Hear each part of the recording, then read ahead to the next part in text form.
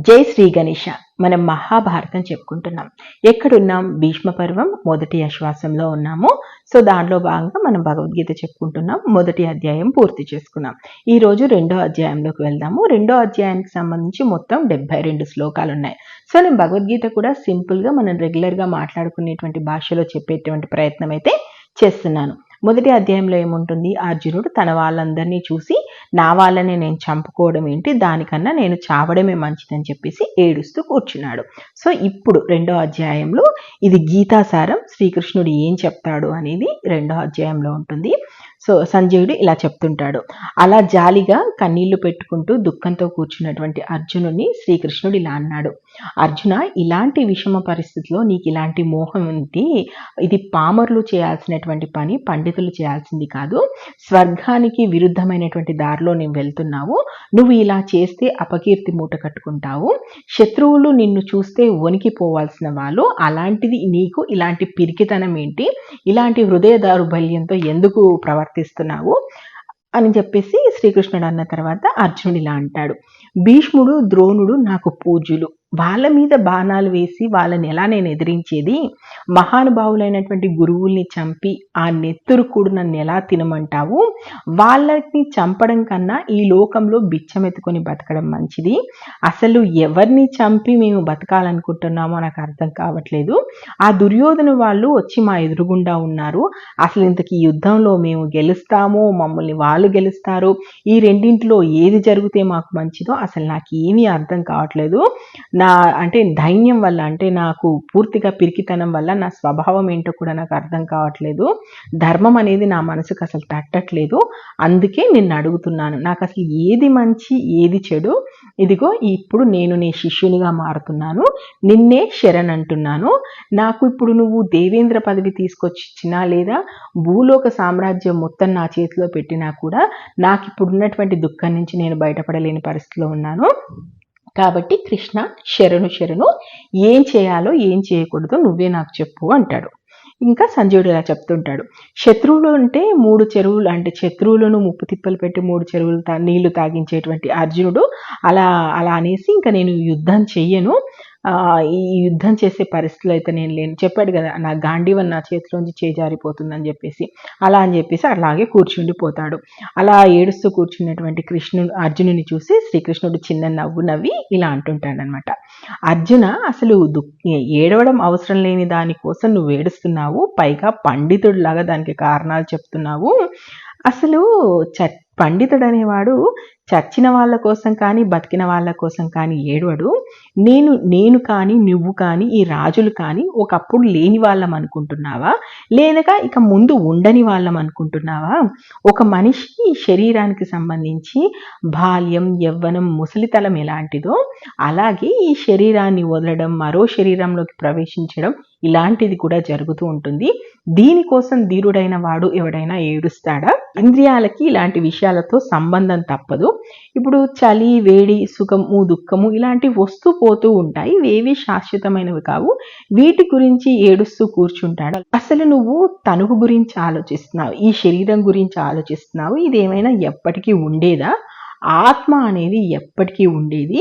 ఈ రెండింటి గురించి చెప్పుకోవాలనుకుంటే ఆత్మ అన్నింటా వ్యాపించి ఉంటుంది, దానికి నాశనం లేదు. నాశనం లేని దాన్ని ఎవడు నాశనం చేస్తాడు? ఆత్మ ఎప్పుడూ ఒకేలాగా ఉంటుంది, దానికి ప్రత్యక్ష ప్రమాణాలంటూ ఏమీ ఉండవు.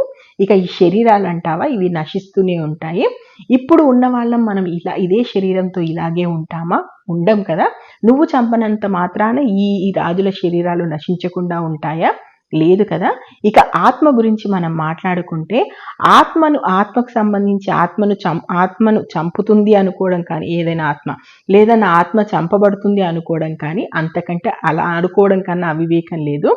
ఎలాగో ఎవరి చేత చావదు, దానికి చావు లేదు, పుట్టుక లేదు, ఆది లేదు, అంతం లేదు. ఒకప్పుడు ఉండడం జరగదు, ఇప్పుడు పోవడం జరగదు. అది నిత్యమైంది, శాశ్వతమైంది, పురాతనమైంది. శరీరాన్ని చంపినా కూడా అది చావదు. ఇలా ఈ ఆత్మ శాశ్వతమైంది, నాశనం లేనిది, చావు పుట్టుకలు లేనిది. ఇదంతా తెలిసిన తర్వాత ఎవరు చంపుతారు, ఎవరు చేస్తారు, అసలు దాని గురించి నువ్వు ఎందుకు ఆలోచిస్తున్నావు? ఇక శరీరం అనేది మనిషి చిరిగిన బట్టలు వదిలిపెట్టి కొత్త బట్టలు కట్టుకున్నట్టుగా, అంటే రోజు ఎలాగైతే బట్టలు మార్చుకుంటాడో అలాగే జీర్ణించిన శరీరాలు విడిచిపెట్టి జీవాత్మ కొత్త శరీరాలను దాల్చుతుంది. ఆత్మను ఆయుధాలు నరకలేవు, అగ్ని కాల్చలేదు, నీళ్లు తడపలేవు, గాలి గాలి కూడా దాన్ని తాకలేదు. ఇది ముక్కలు కాదు, కాలదు, తడవదు, ఎండది, ఇది నిత్యమైంది, అంతటా వ్యాపించి ఉంది, స్థిరమైన చలనం కలిగింది. అలాంటిది మన కళ్ళకు కనిపించదు. దాని గురించి నువ్వు ఎందుకు బాధపడుతున్నావు అంటే మనసుతో తెలుసుకోవడానికి కూడా ఆత్మ అనేది సాధ్యపడదు. కాబట్టి ఇప్పుడు కృష్ణుడు చెప్పింది ఏంటి, ఈ భౌతిక శరీరం అనేదాన్ని ఇప్పుడు నువ్వు చంపుతాను అనుకుంటున్నావు. సరే, ఇప్పుడు నువ్వు చంపవు, ఆ శరీరాలు అలాగే ఉండిపోతాయా? ఉండవు కదా, అవి నశించాల్సిందే. ఇక నువ్వు చంపుతానంటుంది ఏంది, ఆత్మని. ఆత్మ నువ్వు చంపలేవు, ఆత్మకి, ఎందుకంటే అది నాశనం లేని దాని గురించి, అంటే ఆత్మ గురించి చెప్పేసి నువ్వు ఇంకా ఆత్మను నువ్వు చంపలేవు. శరీరాన్ని నువ్వు చంపకపోయినా, అది శరీరాన్ని నువ్వు చంపలేను అనుకున్నా కూడా అది ఎప్పటికీ ఉండేది కాదు. శరీరం నశించాల్సిందే, ఆత్మ నశించింది. సో రెండిట్లో నువ్వు ఏం చేయట్లేదు కదా, ఎందుకంత ఆలోచిస్తున్నావు అంటాడు. ఆ తర్వాత ఇంకెలా చెప్తుంటాడు కృష్ణుడు, ఒకవేళ ఈ ఆత్మ నువ్వు అన్నట్టుగా ఎప్పుడు చస్తూ పుడుతుంది అని కూడా నువ్వు అనుకున్నావు అనుకో, అలా అయినా సరే ఇప్పుడు చచ్చిన వాళ్ళకి మరణం, బ్రతుకున్న వారికి మరణం తప్పదు, మరణించిన వారు మళ్ళా పుట్టుక తప్పదు. సో అలా చేసిన ఈ చావు పుట్టుకలు అనేవి జరుగుతూనే ఉంటాయి కదా. అందుచేత ఇంత దానికోసం నువ్వు బాధపడాల్సినటువంటి అవసరం ఏమొచ్చింది? భూతకోటి యావత్తు పుట్టుకకు ముందు మనకు ఆ జీవి పుట్టుకకు ముందు ఏమీ లేదు, తర్వాత మధ్యలో వస్తాడు, తర్వాత మళ్ళీ వెళ్తుంటాడు. సో ఇలాంటివన్నీ కూడా జరుగుతుంటాయి. ఒకడు చాలా మంది ఆత్మను ఆశ్చర్యంగా చూస్తుంటారు, కొంతమంది ఆశ్చర్యంగా చెప్తుంటారు, మరొకరు ఆశ్చర్యంగా వింటుంటారు. ఏది జరిగినా కూడా ఈ ఆత్మను గురించి మాత్రం ఎవరు తెలుసుకోలేకపోతున్నారు. సో అనవసరంగా ఈ భౌతిక దేహాన్ని గురించి కానీ ఆత్మని గురించి కానీ నువ్వు సంకోచించకు, అనవసరమైనటువంటి ఆలోచనలు చేయకు. ఇక నీకు సంబంధించి మాట్లాడితే ఇప్పుడు నీ శరీరానికి, అంటే నీ ఆత్మ ఏ శరీరంలో ఉందో ఆ శరీరానికి సంబంధించి నీ స్వధర్మం ఏంటో అది చెయ్యి. నీ స్వధర్మం ఏంటి? నువ్వు క్షత్రియుడి. ధర్మయుద్ధం అనేది క్షత్రియుడికి అత్యంత శ్రేష్టమైంది. సో స్వర్గద్వారాలు తెరుచుకునేటువంటి యుద్ధం ఇది. అంటే ఈ పుట్టినవాడు ధర్మయుద్ధం చేయాల్సిందే. ఒకవేళ అది కాదని నువ్వు నీ స్వధర్మాన్ని పక్కన పెడితే నీ కీర్తి నువ్వే మట్టిపాలు చేసుకుంటావు, పాపం చేసిన వాడు అవుతావు. లోకంలో శాశ్వతంగా నీ అపకీర్తి అనేది ఉండిపోతుంది. గౌరవంగా బతికిన వాడికి మరణం కంటే అపకీర్తి భరించరానిదిగా ఉంటుంది. ఇంతవరకు నిన్ను ఒక మేరు పర్వతంలా చూసిన వాళ్ళందరూ నిన్ను గడ్డిపోచలా జమకడతారు. యుద్ధం నుంచి పలాయనం చిత్తగించిన వాడివని నిన్ను భరిస్తారు. నీ శత్రువులు నీ సామర్థ్యాన్ని నిందిస్తారు, అనరాని మాటలు అంటారు. ఇంతకు మించిన దుఃఖం మరొకటి ఏ ఉంటుంది? యుద్ధంలో మరణించావే అనుకో, స్వర్గానికి వెళ్తావు, లేదా గెలిచావనుకో రాజ్యాన్ని అనుభవిస్తావు. అందుచేత అనవసరమైనటువంటి ఆలోచనలు చెయ్యకు అర్జున. యుద్ధానికి సిద్ధపడు. సుఖం, దుఃఖం, లాభం, నష్టం, జయం, వీటి దేని గురించి నువ్వు ఆలోచించకు. నీ ధర్మం యుద్ధం చేయడం, కాబట్టి యుద్ధానికి సిద్ధపడు, సమబుద్ధితో యుద్ధం చెయ్యి అంటాడు. అనేసి మళ్ళీ కృష్ణుడు ఇలా చెప్తాడు, నీకు నేను ఇప్పటి వరకు సాంఖ్యజ్ఞానం గురించి చెప్పాను, ఇప్పుడు నేను కర్మయోగం విషయం గురించి చెప్తాను. ఒక్కసారి కర్మయోగం గురించి తెలుసుకుంటే కర్మబంధాలన్నీ కూడా తెగిపోతాయి. నువ్వు ఏం చేయాలో ఏం చేయకూడదు అనేది నీకు అర్థమైపోతుంది.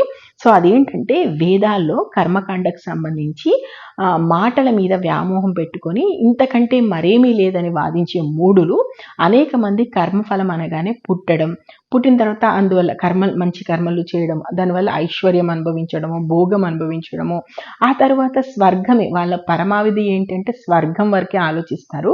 కానీ కాదు, వాటన్నిటికంటే అతీతమైంది ఒకటి ఉంది. భోగాలు, ఐశ్వర్యం వీటి కాదు, వీటికంటే అతీతమైంది మోక్షం అనేది ఒకటి ఉంటుంది. ఇప్పుడు సత్యం, రజస్సు, తపస్సు, ఈ 3 గుణాల గురించే మనకు వేదాలు చెప్తాయి. కానీ ఈ 3 గుణాలు లేని వాడికి, ఏ ద్వంద్వాలు లేని వాడు ఎవరైతే ఉన్నాడో వాడు మాత్రమే మోక్షానికి అర్హుడవుతాడు.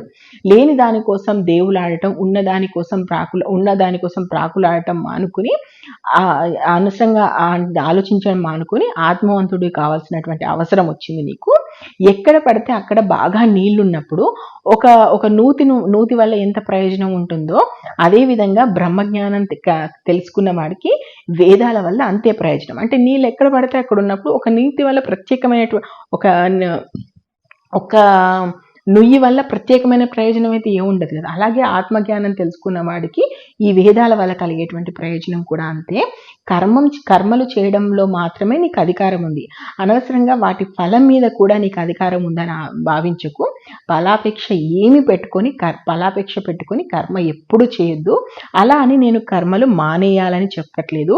కేవలం ఫలాపేక్ష పెట్టుకోకుండా, అంటే ఓటమి గెలుపు ఈ రెండు కూడా సమంగా తీసుకుని ఒకవేళ నువ్వు నీ కర్మను చేయగలిగితే ఆ కర్మకు సంబంధించినటువంటి దాంట్లో నీకు ఎలాంటి పాపము అంటుకోదు. సో ఫలాపేక్ష కలవాడు ఎప్పుడు కూడా అధముడే అవుతాడు. సమబుద్ధి కలవాడు పాపపుణ్యాలు రెండు ఈ లోకంలోనే వదిలిపెడతాడు. కనుక యోగం కోసం అంటే సమత్వ బుద్ధి, ఈ అంటే ఆరాటం గురించి, అది కర్మ చేయడం ద్వారా ఏదో వస్తుంది ఏదో పోతుందని కాకుండా ఈ సమబుద్ధి తెచ్చుకొని నువ్వు ముందుకెళ్లాల్సినటువంటి అవసరం అయితే ఉంది. ఎప్పుడైతే నువ్వు ఇలా ఫలాపేక్ష లేకుండా కర్మ అనేది చేస్తావో అప్పుడు ఈ జన్మ బంధనాల నుంచి విడిపోయి తాపం లేని స్థితికి అనే దానికి నువ్వు చేరుకుంటావు. కృష్ణుడు ఇలా అంటాడు, ఎప్పుడైతే నీ బుద్ధి మోహ కల్మషం నుంచి దాటి బయటపడుతుందో అప్పుడు నువ్వు ఇంతవరకు విన్న దాని మీద, ఇక వినబోయే దాని మీద కూడా నీకు అసహ్యం కలుగుతుంది. వేదాలు అవి విని కలతపడ్డ నీ బుద్ధి చలించకుండా సమాధిలో ఎప్పుడు స్థిరంగా ఉంటుందో అప్పుడే నీకు యోగం ప్రాప్తిస్తుంది అంటాడు. అర్జునుడు ఇలా అడుగుతాడు, సమాధిలో ఉండే స్థితి ప్రజ్ఞుడు అంటే స్థిర బుద్ధి కలవాడి లక్షణం ఎలా ఉంటుంది, అతను ఎలా మాట్లాడతాడు, ఎలా ఉంటాడు, అసలు ఆ స్థిత ప్రజ్ఞుడు అనేవాడు ఎలా నడుచుకుంటాడు అని. అప్పుడు కృష్ణుడు ఇలా చెప్తాడు, మనస్సులో కోరికలన్నీ మానుకొని తనలో తాను సంతుష్టుడై ఉండాలి. ఎప్పుడు తనలో తాను సంతుష్టంగా, ఎప్పుడు సంతోషంగా ఉండేవాడు స్థితప్రజ్ఞుడు అనుకుంటాడు. దుఃఖాలు వచ్చినప్పుడు కించపడని వాడు, అలాగే సుఖాలు వచ్చినప్పుడు ఉప్పొంగపోనివాడు, అనురాగం క్రోధం భయం ఇవేవి లేనివాడు, మునిలాగా ఉదాసీనంగా ఉండేవాడు స్థితప్రజ్ఞుడు అనిపించుకుంటాడు. దేని మీద మమకారం లేనివాడు, మంచికి సంతోషం కానీ చెడుకు ద్వేషం కానీ లేనివాడు స్థితప్రజ్ఞుడు. ఏ విధంగా అయితే తాబేలు తన అవయవాలన్నీ లోపలికి ముడుచుకుంటుందో విషయాలన్నింటి నుంచి ఇంద్రియాలను మళ్లించిన వాడు స్థితప్రజ్ఞుడు అవుతాడు.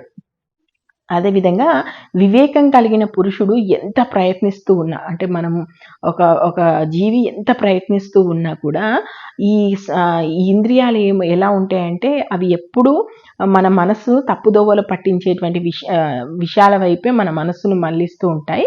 కానీ వాటి మీదకి మనస్సు వెళ్లకుండా ఎప్పుడూ మనస్సు నా మీద కేంద్రీకరించి ఉన్నవాడు ఎవరైతే ఉంటాడో వాడు స్థితప్రజ్ఞుడు అవుతాడు. సో విషయాలు భావిస్తూ ఉండి పురుషుడికి ఆ విషయాల మీద ఆసక్తి అవుతూ ఉంటుంది. అలా కాకుండా విషయాల గురించి ఆలోచిస్తూ ఉంటే దాని మీద ఆసక్తి పెరుగుతూ ఉంటుంది. విషయాల మీద ఒకసారి ఆసక్తి పెరిగింది అనుకోండి, కోరికతో క్రోధం వస్తుంది, క్రోధం నుండి అవివేకం వస్తుంది, అవివేకం నుంచి మతిమరుపు వస్తుంది, మతిమరుపు నుంచి బుద్ధి నశిస్తుంది, బుద్ధి నశించడం ద్వారా సర్వనాశనం జరుగుతుంది. అయితే అంతఃకరణ స్వాధీనంలో ఉన్నవాడు ఈ రాగద్వేషాల నుంచి బయటపడి తన స్వాధీనంలో ఉన్న ఇంద్రియాల విషయాలను అనుభవిస్తూ ఉన్నప్పటికంటే తన ఇంద్రియాలతో అన్ని భోగాలు అనుభవిస్తున్నప్పటికీ కూడా అవి ఏవి కూడా అతని మనస్సును బుద్ధిని వేరే మార్గంలో తీసుకెళ్ళవు. అప్పుడు మాత్రం అతడు స్థితప్రజ్ఞుడిగా ఉండగలుగుతాడు. యోగం లేని వాడికి స్థిర బుద్ధి అనేది కుదరదు. అంటే అంటే దాని మీద స్థిరమైనటువంటి బుద్ధి అలాంటి భావన లేనప్పుడు శాంతి ఉండదు. శాంతి లేని వాడికి సౌఖ్యం ఎక్కడి నుంచి వస్తుంది? అంటే భగవంతుని నమ్మని వాడికి స్థిర బుద్ధి ఉండదు. స్థిర బుద్ధి లేనప్పుడు వాడిలో శాంతి ఉండదు. శాంతి లేనప్పుడు సౌఖ్యం ఎక్కడి నుంచి వస్తుంది? కాబట్టి ఈ విషయాల గురించి కూడా ఏమీ ఆలోచించకు. స్థితప్రజ్ఞుడు అనేవాడు భూతకోటి అంతా కూడా రాత్రి అయినప్పుడు తాను మేల్కొని ఉంటాడు, మిగతా భూతకోటి మేల్కొని ఉన్నప్పుడు తాను దానిలో భాగంగా ఉంటాడు. అంటే అతడు అప్పుడు దాన్ని రాత్రిగా భావిస్తాడు. కాబట్టి 4 దిక్కుల నుంచి నీళ్లు వచ్చి ఎన్ని పడుతూ ఉన్నా నిండు సముద్రం ఎలా నిలకడగా ఉంటుందో అలాగే విషయ వాసనలన్నీ తనలోకి ప్రవేశిస్తూ ఉన్నా శాంతంగానే ఉంటాడు స్థితప్రజ్ఞుడు. అంటే ఈ మొత్తానికి విషయాలకు సంబంధించి ఎవరైతే స్థిరంగా ఉంటాడో అతని మనసు శాంతిగా ఉంటుంది. కోరికలన్నీ మానుకొని నిస్పృహగా ఉండేవాడు, అహంకారం మమకారం లేకుండా నడుచుకునేవాడు శాంతి పొందగలుగుతాడు. కాబట్టి అర్జున, ఇదే బ్రహ్మి స్థితి. ఈ స్థితి లభించాక ఎవ్వడికి మోహం చెందదు. ఈ బ్రహ్మి స్థితిని ఒక మనిషి తన చనిపోయే చివరి క్షణాల్లో పొందగలిగినా కూడా అతనికి మోక్షం లభిస్తుంది అంటాడు. సో దీనితో మనకు 2వ అధ్యాయం పూర్తవుతుంది. ఇది నేను సింపుల్గా నాకు అర్థమైన ప్రకారం చెప్పడానికి ప్రయత్నిస్తాను. శ్రీకృష్ణుడు ఏం చెప్తాడంటే దేహం గురించి చెప్తాడు, అదేవిధంగా ఆత్మ గురించి చెప్తాడు. అంటే దేహం అనేది ఇప్పుడు నువ్వు నీ దేహం అనేది అది ఎలా అయినా నాశనం అవుతుంది. ఇప్పుడు నువ్వు ఈ రాజులందరినీ చంపినా చంపకపోయినా వాళ్ళు ఎప్పటికీ ఉంటారా? ఆ దేహాలు ఎప్పటికైనా నాశనం కావాల్సిందే. ఇక ఆత్మ గురించి మాట్లాడితే అది నాశనం లేనిది, అది కాలదు, తడవదు. అంటే మనకు అంటే చెప్పారు కదా, అగ్నిలో కాలదు, అదేవిధంగా గాలిలో కలవదు. ఏ రకంగానూ ఆత్మ నాశనం లేనిది. కాబట్టి ఆత్మను నువ్వు నాశనం చేయలేవు, ఆత్మను నాశనం చేయలేవు, నాశనమయ్యే భౌతిక దేహాన్ని నువ్వు ఆపలేవు. అలాంటప్పుడు దాని గురించి ఎందుకు ఆలోచిస్తున్నావు? ఇప్పుడు నీ దేహం క్షత్రియ దేహం, క్షత్రియ దేహానికి ధర్మం ధర్మయుద్ధం చేయడం. ధర్మయుద్ధంలో గెలిచావా రాజ్యాన్ని అనుభవించు, చనిపోయావా స్వర్గాన్ని అనుభవించు. అంతేకాని అనవసర విషయాల గురించి నువ్వు ఎందుకు ఆలోచిస్తున్నావు? ఇప్పుడు వీళ్ళందరూ ఒకప్పుడు లేని వాళ్ళు అనుకుంటున్నావా? ఇక ముందు ఉండని వాళ్ళు అనుకుంటున్నావా? ఎలా అయితే మనము బాల్యం, యవ్వనం, వృద్ధాప్యం అలా వస్తుందో అదేవిధంగా శరీరం పోవడం, మళ్ళీ ఇంకో శరీరంతో రావడం, శరీరం పోవడం, ఇలాంటివన్నీ జరుగుతూనే ఉంటాయి. సో పుట్టుక, మరణం వీటన్నిటి గురించి ఆలోచించాల్సినటువంటి అవసరం లేదు. అలా కాదని చెప్పేసి ఇప్పుడు నువ్వు ఈ యుద్ధం నుంచి వెళ్ళిపోతే నీకు అపకీర్తి అనేది వచ్చేస్తుంది. లోకం నిన్ను అర్జునుడిని ఒక రకంగా పలాయనం చిత్తగించిన వాడిగా చూస్తుంది. అలాంటి అపకీర్తితో నువ్వు బ్రతకడం కంటే కూడా నీ ధర్మాన్ని నువ్వు నిర్వర్తించి ఆ తర్వాత ఏం జరిగితే జరగని, ఏం జరుగుతుంది, గెలుస్తామా ఓటమి, అదంతా కూడా నువ్వు ఆలోచించేవి స్థితప్రజ్ఞుడివై ఉండు. అలా ఉండడం ద్వారా ఏంటి అంటే నువ్వు ఇంకా నీ ధర్మం నువ్వు చెయ్యి. ఆ తర్వాత అది ఏం జరుగుతుంది, ఏమవుతుంది, గెలుస్తామా ఓడుతామా, వీళ్ళు చేస్తారా వాళ్ళు చేస్తారా, అదంతా కూడా నీకు అనవసరం. ఒక క్షత్రియుడికి యుద్ధం చేయడం ధర్మం లే, ఇంకా నువ్వు యుద్ధం చేయి. అనవసరంగా ఏవేవో మాటలు మాట్లాడుతూ నువ్వు పండితుడిలాగా మాట్లాడుతున్నావు అనుకుంటున్నావు అని చెప్పేసి సంఖ్యాశాస్త్రం గురించి చెప్తాడు, కర్మయోగం గురించి చెప్తాడు. సో ఈ 2వ అధ్యాయంలో ఇదే ఉంటుంది. ఐ హోప్ నాకు అర్థమైనట్టుగా చెప్పగలిగాను అనుకుంటాను. సో మనము నెక్స్ట్ ఎపిసోడ్లో 3వ అధ్యాయంలో ఏముంది ఏంటనే చెప్పుకుందాము. సో ఈ భగవద్గీత చెప్పడానికే చాలా రోజులు పట్టేలా ఉంది. ఇది అయిపోయాక మళ్ళీ మనం యాజ్ ఇట్ ఈస్గా మహాభారతము 2వ అంటే భీష్మ పర్వంలో ఉన్నాం కాబట్టి మ్యాక్సిమం భగవద్గీత అయిపోయేసరికి మనం 2వ ఆశ్వాసంలోకి చేరుకుంటాం. సో నేను మహాభారతం అయితే ఉన్నది ఉన్నట్టుగా చెప్తున్నాను. మీకు నచ్చితే ఆశీర్వదించండి. మహాభారతంలో ఇప్పటి వరకు ఏం జరిగిందో తెలుసుకోవాలనుకుంటే మన ఛానల్కి వెళ్ళండి, మహాభారతం ప్లేలిస్ట్ ఉంది, చూడండి. Thank you. జై హింద్.